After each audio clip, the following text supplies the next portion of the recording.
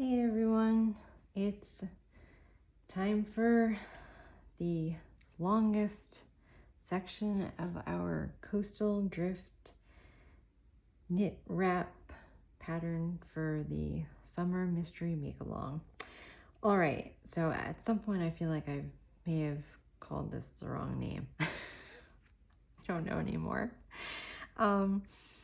Okay, so I have my wrap here.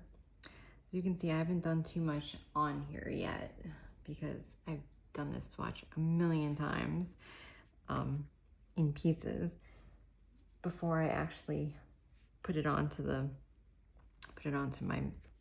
actual work in progress here. So where I am right now is probably not too much further than where you will be when you get to this video. But I just wanted to pull it out so you can kind of see our flow. Well, let's see, it doesn't actually all fit in frame, but here we have the knotted open work. And then, so we took this color and we flowed that light blue into our garter stitch section, and we introduced husk, and then we took that into this last section, which was our elongated drop stitch. And now we're stopping with husk, that is no more, and we're taking Neptune into this next section, which is technically a honeybee pattern, but I picked it because it reminded me of bubbles, and this whole thing is water themed, right? It also kind of reminded me a little bit of what's going on in the crochet wrap. So, not going to work on the shawl because I feel like it's getting too big and awkward and in the way, but I wanted you to kind of get a visual of what's going on here. So we'll get that out of the way and get our trusty swatch. So this is a 4-row 4-stitch repeat, and in the pattern I have written it and charted it. Now, the reason that I charted it is, and you may notice it scrunches a little bit, but this has some very open stitches, so it's going to pull out. I don't want to pull it off my needles. The reason that I charted it is because I just wanted to give a visual of what it looked like. But I also want to point out that row 1 of the chart and the written instructions, the repeat line on the chart is not in exactly the same spot as the repeat on the written pattern, just because it's visually and written not intuitive to write it the same way as it is to look at it. I'm gonna say it right now as I wrote it. So if you're reading it in the instructions, that's how I'm going to be saying it right now. I just wanted to make sure I pointed that out before anybody looked at the chart and said, hey, that's not how you said it in the video. All right, so again, as the entire rest of the shawl, you probably picked up on, I'm going with, it's very repetitive, and that was intentional because the idea behind this shawl was to have something that was repetitive and relaxing, and you could kind of sort of, relax into and hopefully sort of lose yourself in and de-stress, and I hope that's how you've been feeling. And that all these double yarn overs, because you're about to do more of them, have not been stressing you out. So in the last section, we did double yarn overs that did not change your stitch count. They were used as to elongate. In this section, we are using stitch elongated Sorry, I've been talking too much.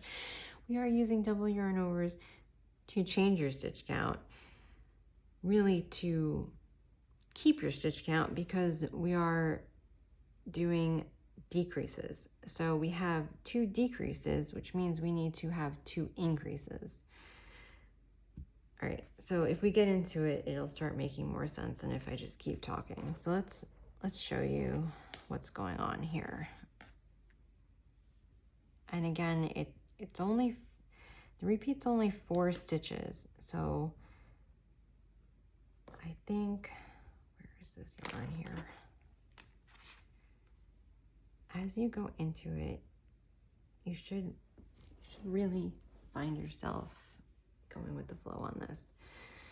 So you have knit 1, purl 1, knit 1 is your setup.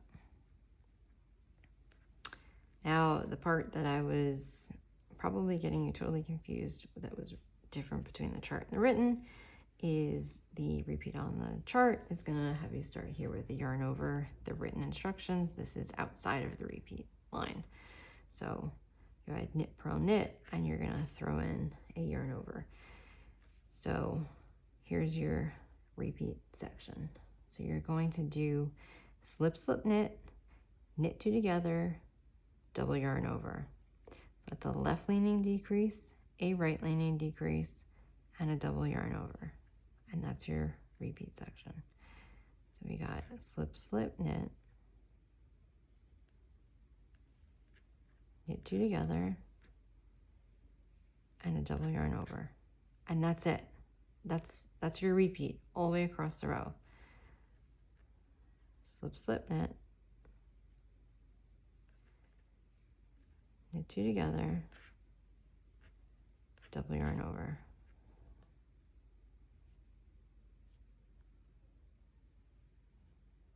Slip, slip, knit 2 together, double yarn over. Lean to the left, lean to the right. And since I've worked a few repeats on this swatch, you can kind of see what's happening is that left and right leaning decrease is sort of closing the bubble, we'll call it, from the repeat below.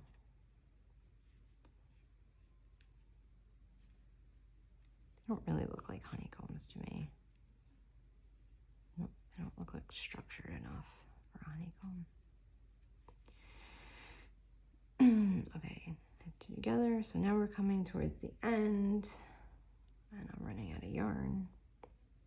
Okay, double yarn over.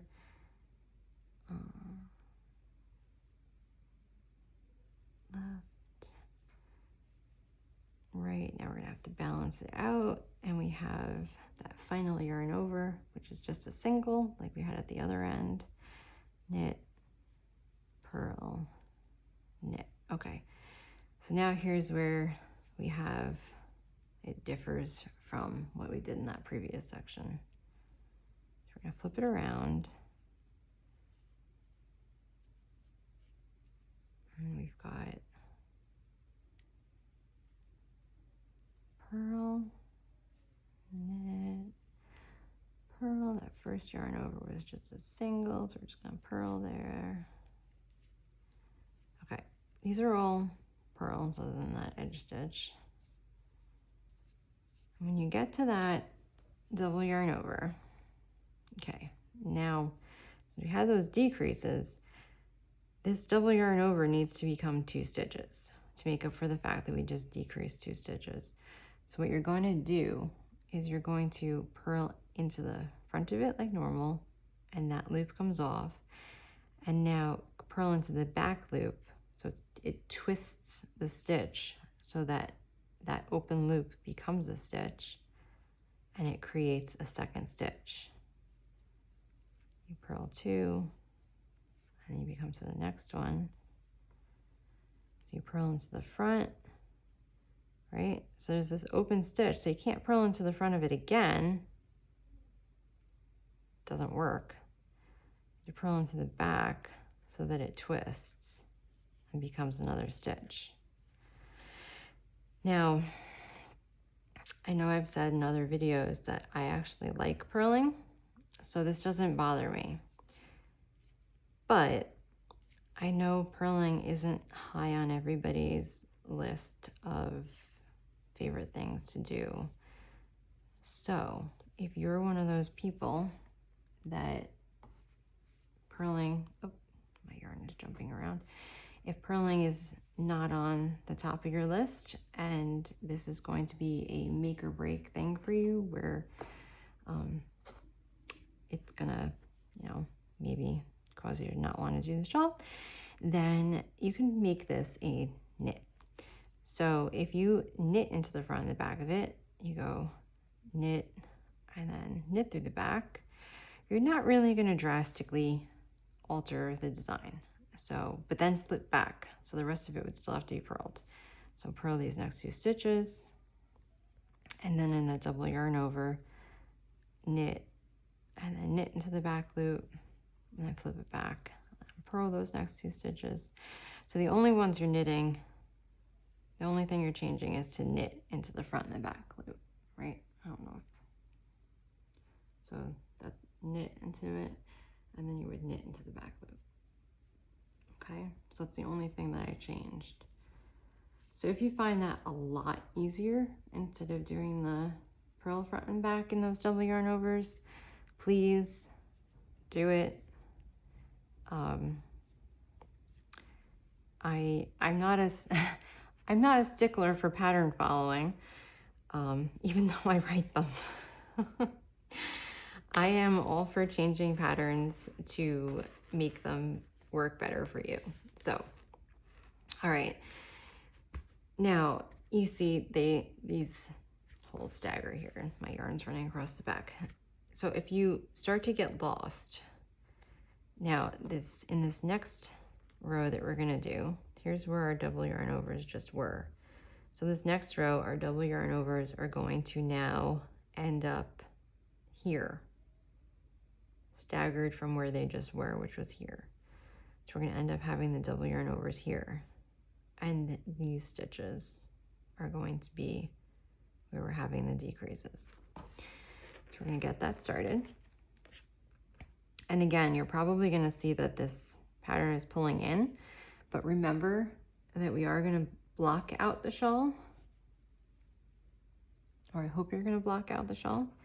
I like to get the shawl wet in the shower or the bathtub, and then I sort of smack it. Well, first I get the extra water out, and then I really shake it out. All right, so the next is knit, purl, knit. And this row actually lines up with the chart. So knit, purl, knit, and then your repeat is going to be left leaning decrease, double yarn over, right leaning decrease. So slip, slip, knit, double yarn over, knit 2 together. So that's where we did that knit front and back. So it really doesn't, like, it gave you a little bit of a garter stitch ridge, but is it really going to throw you off so much that, do you care if that makes the pattern easier for you? I mean, it's up to you. It's your shawl, so do what you like, right? All right, so now that I said that, where am I in the pattern? Double yarn over. Okay, left, double yarn over, right. And so that may be left, double yarn over, and right, and left. So this, I mean, it's gonna be all the way across. I don't know if you need to see me do it again. I think you got the point. And the back side is gonna be the same, right? So your yarn overs are gonna line up, like I said, your double yarn overs are gonna line up so that they stagger, right? And your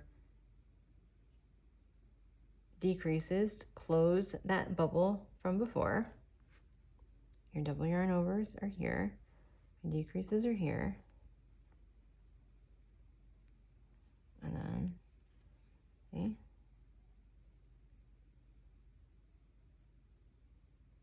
Up.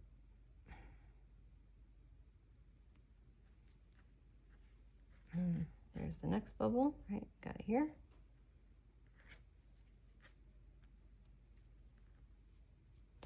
I'm just going to do that all the way across, and then your next row is the same. The wrong side rows are all the same.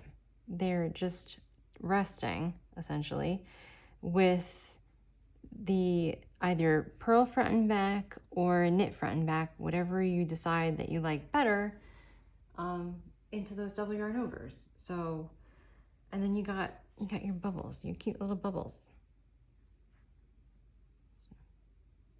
That's it. Go with the flow. Drift away on some bubbles.